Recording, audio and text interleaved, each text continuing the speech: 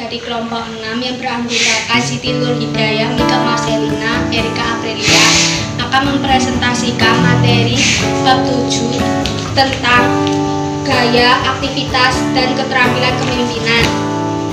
Pengertian pemimpin dan keterampilan. Pemimpin adalah seseorang yang dapat mempengaruhi orang lain dan memiliki otoritas manajerial. Kepemimpinan adalah proses memimpin sebuah grup dan mempengaruhi grup mencapai tujuan. Gaya kepemimpinan.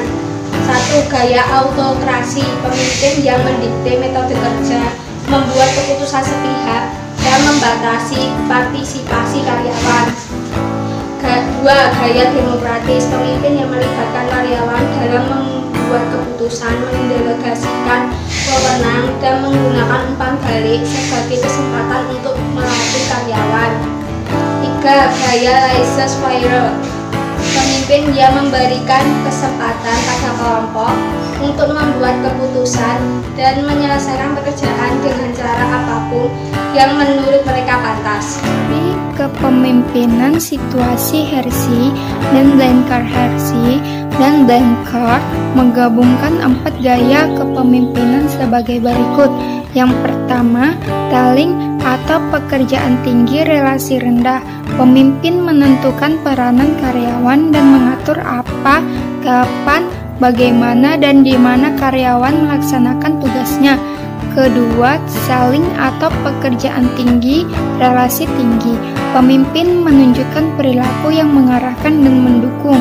Ketiga, participating atau pekerjaan rendah relasi tinggi.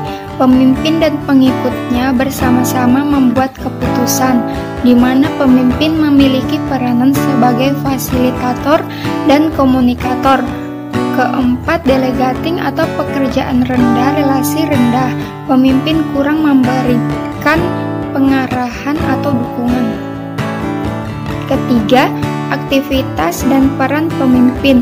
Aktivitas pemimpin yaitu yang pertama, komunikasi. Pada aktivitas ini, pemimpin menjawab pertanyaan-pertanyaan prosedural, menerima dan menyebarkan informasi yang diinginkan, menyampaikan hasil rapat, memberi dan menerima informasi rutin melalui telepon.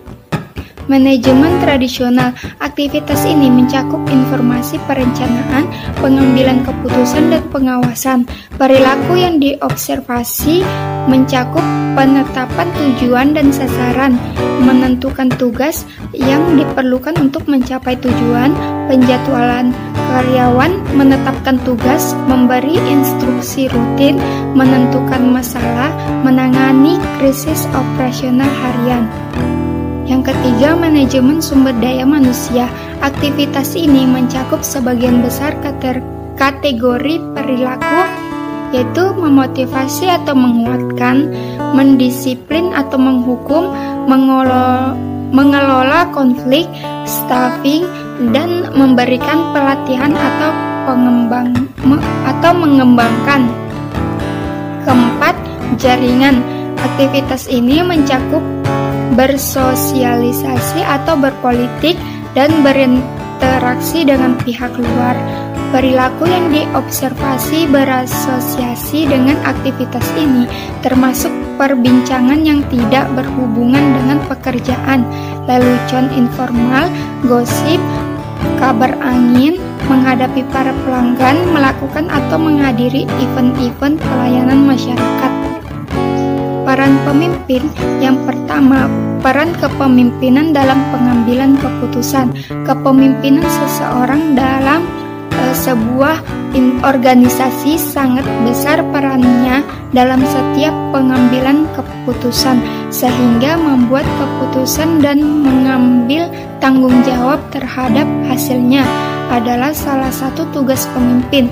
Yang kedua, peran kepemimpinan dalam membangun tim. Kepemimpinan didefinisikan sebagai proses untuk memberikan pengarahan dan pengaruh pada kegiatan yang berhubungan dengan tugas sekelompok anggotanya.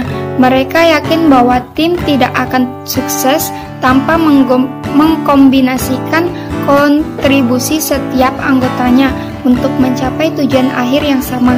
Ketiga, the vision role. Sebuah visi adalah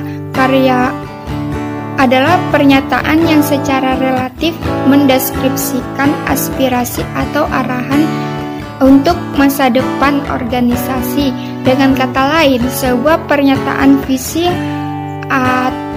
harus dapat menarik perhatian tetapi tidak menimbulkan salah pemikiran. Peran pembangkit semangat. Salah satu peran kepemimpinan yang harus dijalankan oleh seorang pemimpin adalah peran membangkitkan semangat kerja. Peran ini dapat dijalankan dengan cara memberikan pujian dan dukungan. Pujian dapat diberikan dalam bentuk penghargaan dan insentif. Penghargaan adalah bentuk pujian yang tidak berbentuk uang, sementara intensif adalah pujian yang berbentuk uang atau benda yang dapat kuantifikasi. Selanjutnya, peran menyampaikan informasi. Informasi merupakan jantung kualitas perusahaan atau organisasi. Penyampaian atau penyebaran informasi harus dirancang sedemikian rupa sehingga informasi benar-benar sampai kepada komunikan yang dituju dan memberikan manfaat yang diharapkan. Yang keempat, keterampilan kepemimpinan. 1. Keterampilan konseptual. Membuat konsep ide dan gagasan demi kemajuan organisasi. Gagasan atau ide tersebut dijabarkan menjadi kegiatan yang disebut dengan proses perencanaan atau rencana kerja. Yang kedua, keterampilan komunikasi. Keterampilan berinteraksi secara baik dengan orang. Manajer berkomunikasi dengan baik kepada semua orang, men-share visinya dan membuat semua orang menjadi tim sukses visi tersebut. Yang ketiga, keterampilan teknis. Merupakan bekal agar lebih matang pada bidang yang ditangani. Misalnya menggunakan program komputer dan membuat kode program. Yang keempat adalah keterampilan manajemen waktu. Seorang manajer harus bisa mengalokasikan waktu agar mendapat hasil yang optimal. Yang kelima, keterampilan membuat keputusan.